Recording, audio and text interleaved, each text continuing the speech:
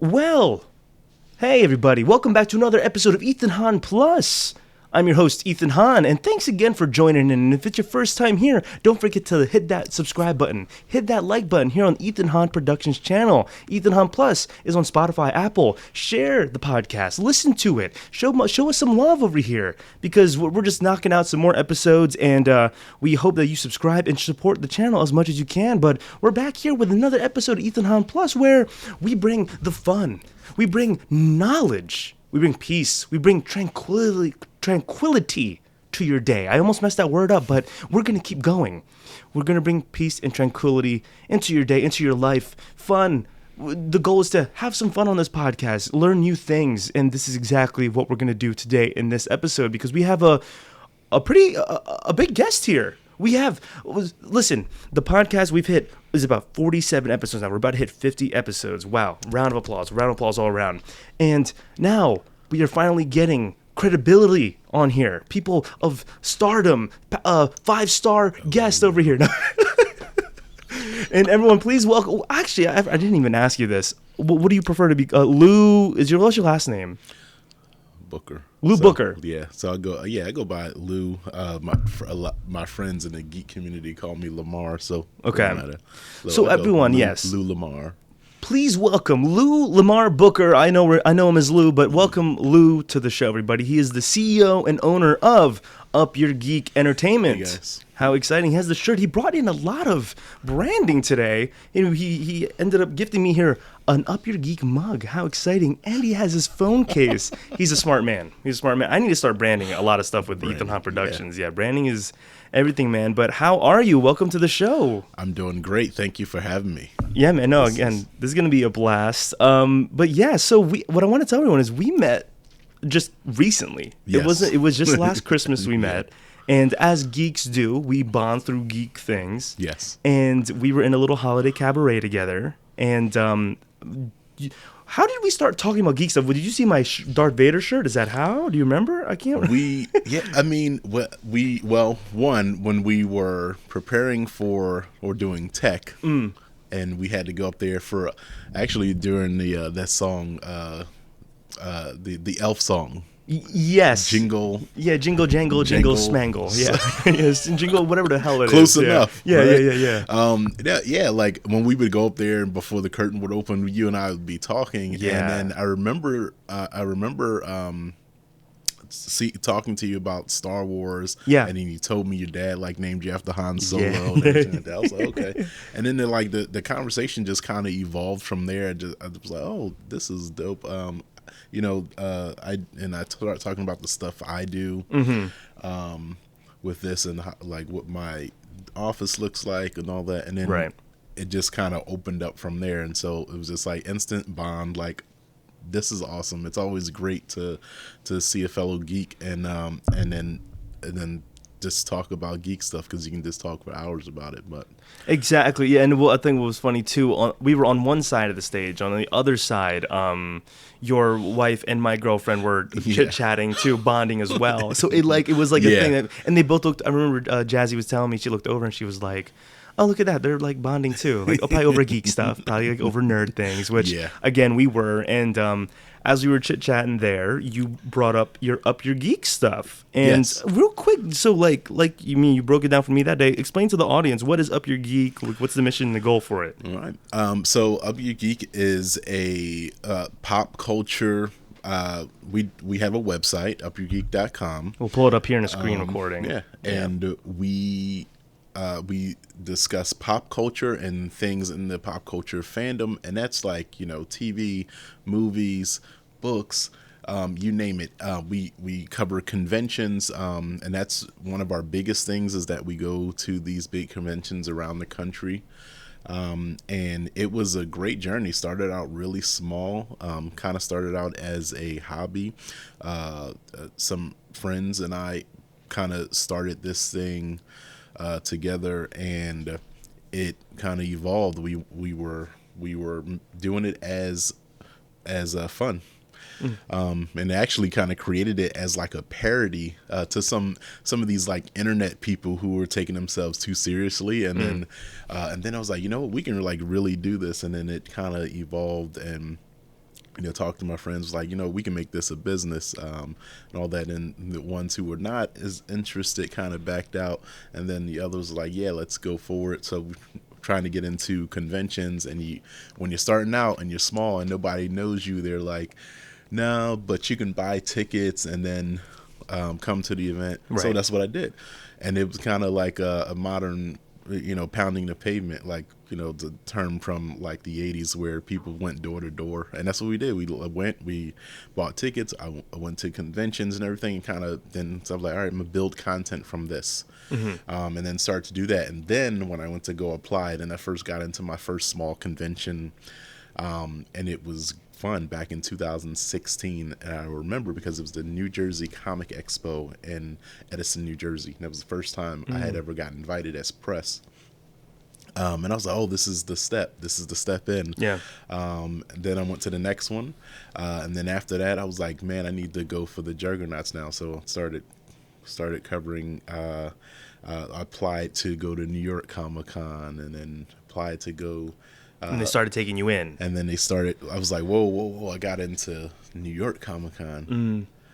Oh man, this is big. Awesome. And then I went Heroes and Villains with that was based on the Arrowverse on the CW. Yeah. Those conventions, Heroes and Villains Comic Con, the same people that did Walker Stalker, that was based on The Walking Dead.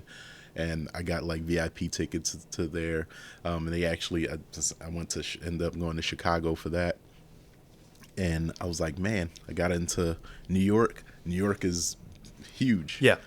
It's one of the big heavy ones. hitters. Yeah. Owned by Reed Pop. And then I was like, man, but then San Diego's like the mecca. Like San Diego's, was or is considered the largest, the biggest spectacle of the year for conventions. And I was like, that's the granddaddy. And if I get into that, this will be awesome.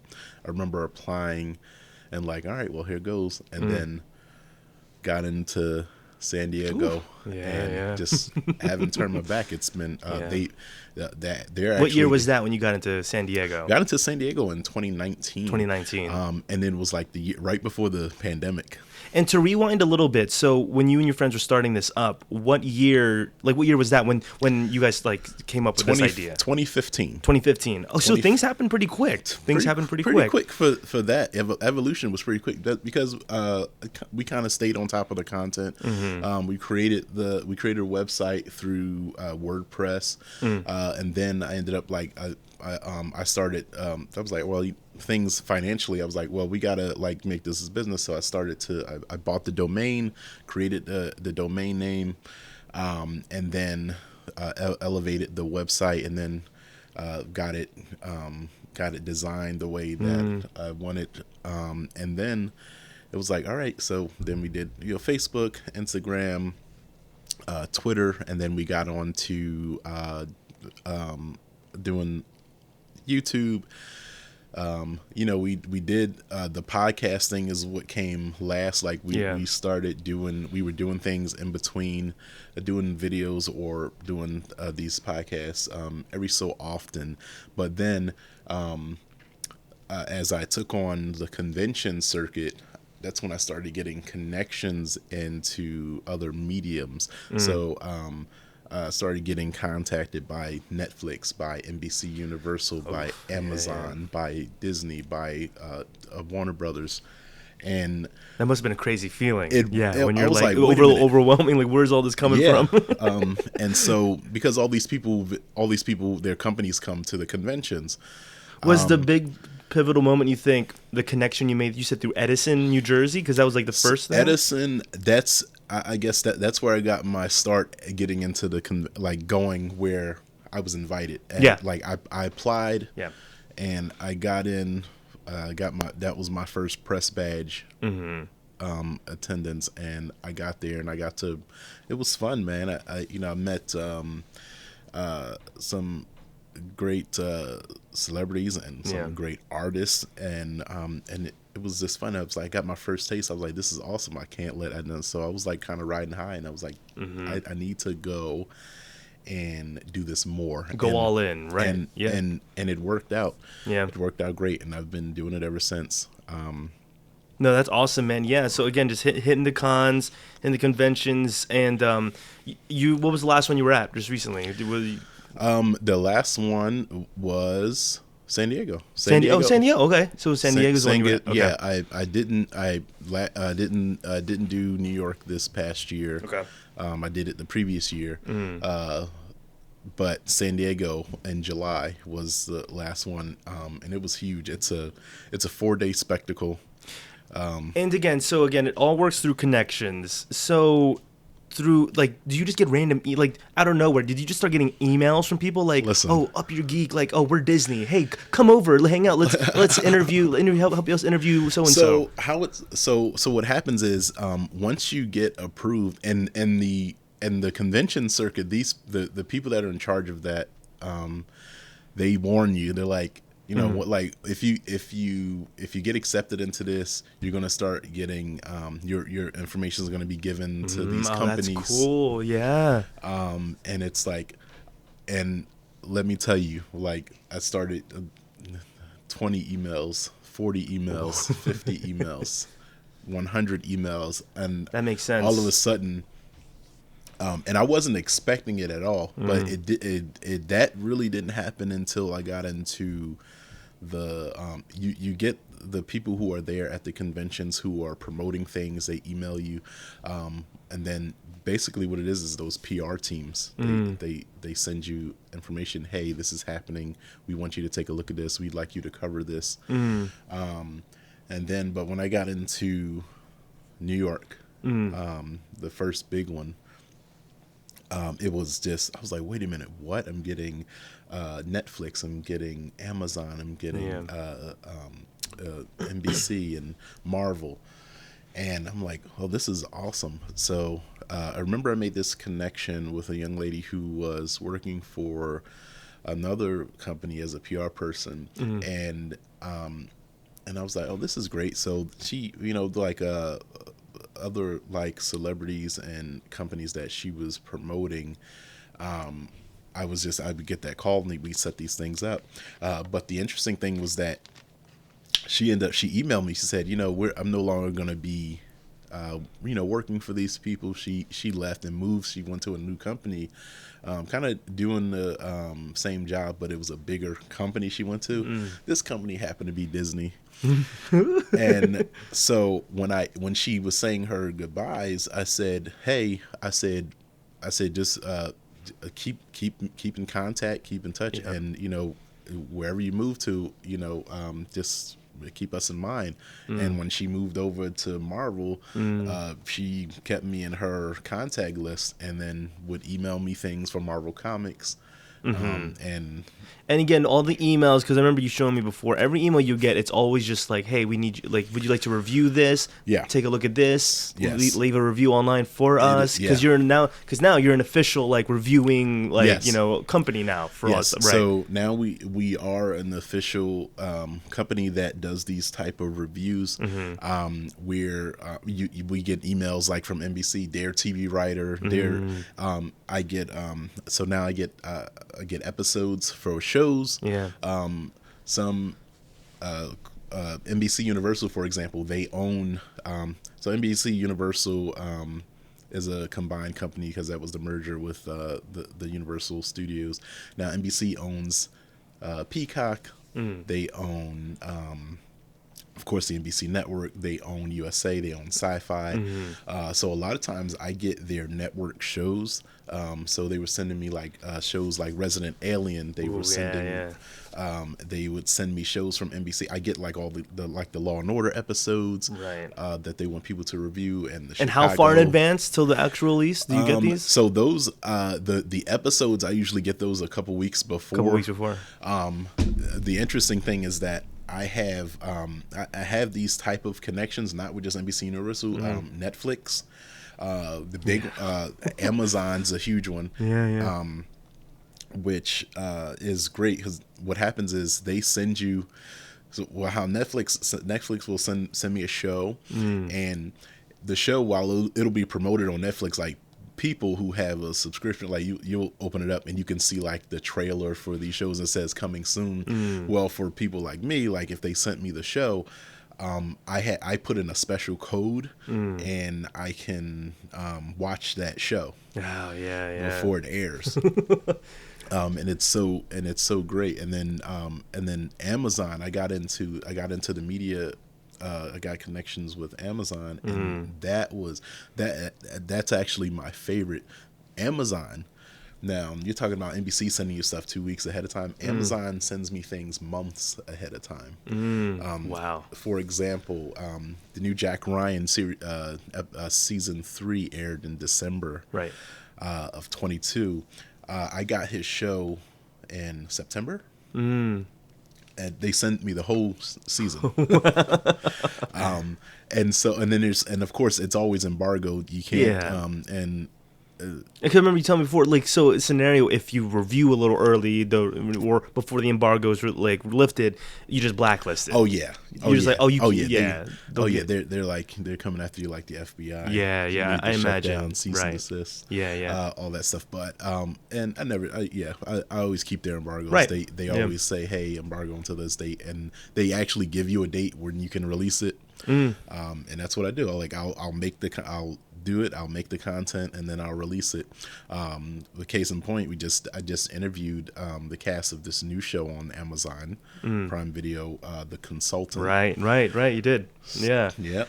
Because we can pull it up here. But do you have a team that helps you with all this stuff? What's the number of people you have on Up Your Geek? You'd say. Okay, so I did have a team. Yeah. And now I have people who are just kind of sedentary. They're they've stopped kind of writing, and they're still there. Still friends with them, but they're not. I've been doing a lot of this now. Yeah. Probably for the past year, just on my own. Yeah. And it's intense. Which is why I was working to bring some people in, to help cover content, because it's a lot. Like I get like 50, 60 emails. Which goes to another question I had when you were talking about that. So like you're making all this content, all the reviews, like you're sending all the stuff to reviews. At the end of the day, though, I mean, of course, it's your passion and stuff that you enjoy. Do you get paid for reviews and stuff? Like, how does that work? Or can you talk about it? Well, no, you don't. The payoff is you getting the access. You getting the access, right. And then from there, your own personal stuff, say YouTube, or like if you do a podcast for it, that people tune in, and then you grow your brand from there. Grow your brand. So again, all they do, send you the content, and then it's a matter of you refining that and making it your own. Okay, yeah, absolutely. I got you. You make it, you post it. People will either take it in or not. This world and this ever expanding world of like social media, and there's so much content out there. There's so many things that people can go to. And it's all about like what you how you present your stuff, what you can promote. I can post some stuff and get a video that's got 5 views, and then have another video get 185,000 views. So it's man. Like the algorithm's crazy, and it's all on like what's trending crazy. And stuff. And then you look at it, and it's kind of like weird at what actually gets viewed content. I did a video actually my first convention, when I did a video with a cosplayer, and her video got like over 20,000 views, and then people were like, "That's like," and then some people were commenting, "It's like weird that a like this particular interview got this." I was like, it's cosplay stuff sometimes. Like, Again, going back to before this interview started, I was showing Lou everyone in the back here in the studio. My dad has cosplay stuff, and what I'll say is, like I put in so much work for podcasts and like all these content, I make little short films and vlogs, and sometimes they'll get at best 200, 300 views. I'm content. I have fun making it. This guy, my dad, sometimes he'll just post a vertical phone clip of him walking around his costume. Thousands upon thousands of views, and he's like, look, I went viral. I'm like, what? And again, it's like great. I'm like, great, but it's just like that's not the content I'm trying to make. But it's great. It's great. Cool. It's so weird how it works, man. And again, you've been grinding, doing your thing. Well, we can pull up here. Your most recent one was for the show The Consultant, and you did a small interview with the cast. We'll pull it up just for people to see. You got a cool intro there. Who do you outsource that like to another? No, I did that. You did this. This is the droid you're looking for. Yeah. Yes. And then there's Lou. So yeah, this is. Nice. Yeah. And again, you're doing all this on your own. Yeah. Like that. Yeah, that's sick, man. Yeah, I do the editing, And yeah, you had the three of them on, and I mean, to me, I recognize Nat Wolff, but which is cool. Again, you interview them, and then you create the questions yourself. Yeah. How so through this too? Like, I guess through the emails. How does this itself, like you interviewing celebrities, how does this get set up? Like, does their agents like or the this is all controlled by the PR for the whoever is the PR for the company, the celebrities. So Amazon has PR people. They reach out to you and they say, hey, we're doing a press junket. We're doing a press day, and we're inviting you to this press day. If you would like to participate, fill this out. Tell us your outlet name. Tell us who the journalist is. Tell us, would you want to do this over the phone? Do you want to do this on video, Zoom? Yeah. And tell us and then they'll give you the time. They'll tell you who's available to talk to. Yeah. So this is The Consultant. It's a show by Amazon. It stars Christoph Waltz, who's a 2-time Academy Award winner. Right. He won both those Oscars by starring in Quentin Tarantino's films, Django. Love it. And he's a legend. And then he was in Inglourious Basterds. He won his Academy Award. But Christoph Waltz also played Spectre and James Bond with Daniel Craig in both Spectre and his most recent film, No Time to Die. So it was he's an incredible actor. He's in this show, and this show is Nat Wolff, and people might remember Nat Wolff from Nickelodeon. Naked Brothers Band. That's 100% right. I remember him from. Yeah. Yes. So it was cool when you told me about the show. I actually did look up the trailer, and it looks fascinating too. Yes. And I was like, I haven't seen him in forever. Maybe he's done projects, but it's been forever since I seen him. And I was like, you interviewed Nat Wolff? Yeah. Besides the Zoom interviews, do you do a lot of in-person ones? Like when you go to the conventions, are you doing the interviews there? I'm assuming. Like yeah. So that works too, and that kind of that plays into it, but a lot of times they're most of them are great, but you meet them and they have press rooms, so you come and they do a roundtable. You do a roundtable interview, so it's you sometimes, and what they have at the conventions, they have what's called step and repeat, which is you post a camera up against the convention like background backdrop. And then the actors all come up one by one, and there's a line of journalists or media companies just up there with a camera and an interviewer. They have a microphone. I think that's what I've seen on YouTube, the time with Marvel actors and stuff. So again, just a big backdrop, and they're all walking down. So basically, what that is that everybody's got a camera set up, and then they come in, they interview, and then they walk over to the next person and they interview them. That's awesome. When you do that, and it's very restrictive. Like they do it, like when you do that, they say you can ask only one question. So a lot of people opt to do, so they do roundtable. Now roundtable is when people might do step and repeat because that's like a one-on-one type of deal. Each person's coming by. Well, the roundtable is that actor or actors, and then there's a table of like 6 journalists, 7 journalists, however big, might be 4 journalists, whoever, but there's multiple people there. So all of you get turns to ask questions. When you're doing the roundtable interviews, you get like 10 minutes with each actor. Oh, yeah. And then there's a guy controlling or woman controlling the flow. So, all right, you guys are coming to this table next, and then they'll come over to our table and say, hey, so and so's coming over here next. So you just stay at a table. You have your up your Geek station, and the actor comes to you. Yes. Okay, that's pretty efficient. Yeah. Yeah. So that's pretty cool. And then all the journalists there set their stuff So what you don't see is like on the other side, everyone's got either a camera or a Zoom recorder. Yeah. Or their phone or whatever. And, because you provide your own equipment. Yeah. Is that okay? Yeah. And then the person comes and sits at your table. So they have actually, one of the videos on here you might be able to see on my YouTube is Which one? It was with Will Friedle and Kevin Conroy from Kevin freaking Conroy. Yes. Okay, hold on. Yes, Is there it is. Yep. No. From that was Peace, that was my first San Diego. Yeah. This was fantastic because yeah. this was the first time I ever met Kevin Conroy. For example, or do you ever get nervous? Like, did you get jitters? That's so cool. Like, he was. So, if you want to pause it here, yeah. So, if you're looking at this, that is so Kevin Conroy's that's the round table. Yeah. And then that background there, that's the step and repeat.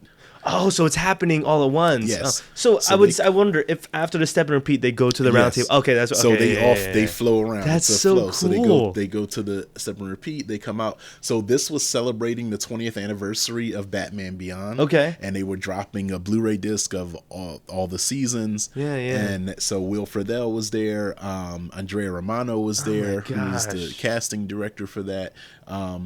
And so I got to sit next to Kevin Conroy and talk to him, and it's sick, man. You got to meet him, man. My favorite, this guy was my childhood, man. Yeah, 100%. Batman, the animated series. He's the Batman. He's the Batman. He's the voice. Yeah, he is the voice. And it's so nice you got to play a live action version before going too. Yeah. So it was great, and that's sick. He's awesome too. Like, he's so humble. This guy. This is what I'm talking about. Like, this guy, he's so humble. He loves his fans. This guy loves doing the job, being Batman. He's like, he said, I do it until the end, and he did do it until the end. And rest in peace, Kevin. And again, he had one of the best partners there, Mark Hamill. Just kind of go off of. Yeah. And it's crazy, man. And he got to voice Batman in the video games, the Arkham games. Yeah, the Arkham games, yeah. And his last performance is in Justice League. Is it in Suicide Squad? Suicide Squad, the video game. Take on the Justice League. Yep, that's right. That's his last voice appearance as the Batman. So, rest in peace. But this is it. That's the process. These are the tables. And you can see like the equipment, and people have the Zoom recorder set up, and then they circle out. And there's someone there telling the actor, okay, time's up. We have to go to the next table. So the guy here, he's been my guy. His name is Gary. He's the guy from Warner Brothers that I get all the content. He sends everything to me, the animated stuff, the new movies, the trailers. He sends me all the photos and things like that. If you go on a little bit, we met Will Friedle. And Will Friedle was the voice of Terry McGinnis. He was the new Batman. But also, everyone might remember him as Eric from Boy Meets World. That's the older brother from Boy Meets World. That's cool. But he actually became Batman for a new generation of people. Yeah. When he became Batman Beyond, he was actually one of the most relatable, and actually I kind of identified him with how people identify with Peter Parker's story as a character, because of this high school kid struggling with being a high school student, bullies, schoolwork and everything, all while trying to balance being a superhero. Terry McGinnis kind of gave us that in this character, and he talked about that. And Will Friedle is one, again, he's on that list. Cool guy. Cool in person. He loves his fan. He actually didn't like. They told him he actually didn't even want to leave, like talking with us. That's the best when you hear that Yeah. kind of stuff, yeah, man. Because again, they need to realize, like, He it's the fans that Yeah. have helped and support all their success. Yeah, He was having such a great time, Yeah. and he started talking to us. He wanted to talk to us about Transformers and everything. Because the thing is, the handlers will tell them, like, you can't ask them about anything else. yeah. Like, you have to talk to them about What you're content or promoting. whatever. Yeah. But they might, they'll start talking about some other stuff, and they're like, oh yeah, no, they don't want us to talk about that. But he's so cool, man. Well, that goes to a small question I had, where when you do these, are you, like, of course you're there for Batman Beyond. Are you allowed to ask him other questions? Yeah. Okay. We can. Yeah. We made a joke about him, like, yeah, it's Eric Matthews as Batman, we made a joke about that from coming from Boy Meets World. So it was great, but he was having fun. He's a fan of all this stuff. He's a fan of, like, Transformers and Batman, and so it's always great too when the actors are into all this stuff. Kind of some because we've had some weird conversations with people, like, they told me they were going to pay me, so I was gonna say, so that you'll get those actors Yeah. where they're just there for the money. yeah, they don't, like, And they know you nothing. clearly feel no passion, like, You from their don't. end. Yeah, that's unfortunate. Yeah. But another thing I wanted to get into here, because it was on the list, and I know it's a big thing. Did you get into the Oscars to interview, or no, what happened there? So yeah, You applied because, again, you I did. apply for these things. So what happened? Yes. So just going back to what I talked about earlier, getting these connections. So all of these things have a media site. Yeah. You can actually, official press can sign up for press access to just about anything that has that is promoting content. You can sign up for press access. So again, that's how, like, I'm connected through Amazon and Netflix Yeah. and Warner Brothers and all these. So they had an NBC, like, they have sites. So the Oscars, you go to the Oscars, they have a official press site. You have to have a press company to be able to get on there. And so I signed up for that, and then I was accepted into the press site. The press site means I can go in and get official photos.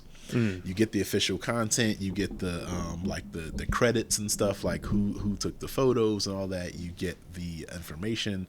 They send out press releases. They give you details about things that are going on at around the Oscars, and then you get all the emails, and then it's called Academy Publicity, so everything surrounding the Academy. And then so I was looking, I was like, man, I would love to, like, go and cover one of these award shows, and basically I saw that it was like, well, I was looking for a long time because it was not coming up. It said there was no application yet. Yeah. It said, okay, we'll be signing people up for the Oscars. We'll let you know soon. And it was that. Then finally the thing opened up, and it was we're now accepting applications, and I applied. Yeah. You have to fill out this, like, application with your name, your outlet, who you are, give them your email. You have to give them your website and everything like that, because what happens is, like, they go in and they kind of check these things and confirm whether or not it's acceptable to allow you in or whatever. So they do that, and I was waiting, like, Yeah. so I got a contact back. So I did not get the invite to the live, like, in person, Okay. because basically the email came back and said we have limited space. Due to limited space, I said they can't bring us in. However, we are going to be holding virtual interviews with Oscar winners, and you can apply for that.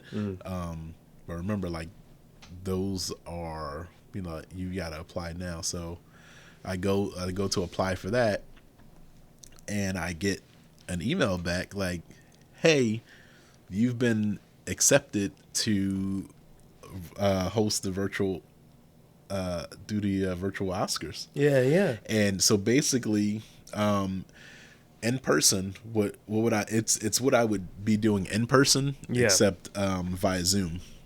Okay. So basically, they're going to have a press room. So at the Academy Awards every year, the people win. They go off stage, and then there's a press room for all the Oscar winners. Okay. Yeah. That happen, and they interview. So basically, sometimes you'll see it with you'll see it on ABC or the Associated Press. They'll show like when the Oscars they come behind and they're standing on this stage or podium area, or just a floor level area where they walk out. Yeah. And then there's a lot of media there, and they're taking pictures and they're asking them questions. And so that's simply something that's going to happen virtually also. So they do that, and then they're going to be virtual access. I'm just really excited about it. Yeah, that's going to be cool, man. Yeah, and just to see who you meet and to see what you can talk about too. Like, that's going to be massive. Because again, it's good for Up Your Geek too. Again, just getting your brand out there. Yeah. I've interviewed Oscar winners. Yeah. I've interviewed Oscar nominees. At this point, is it regular for you, or do you still get nervous, like when you know a certain person's coming on? No, it's was there a certain person where you felt nervous? No. I don't feel nervous. Yeah. I get excited. Yeah. Though.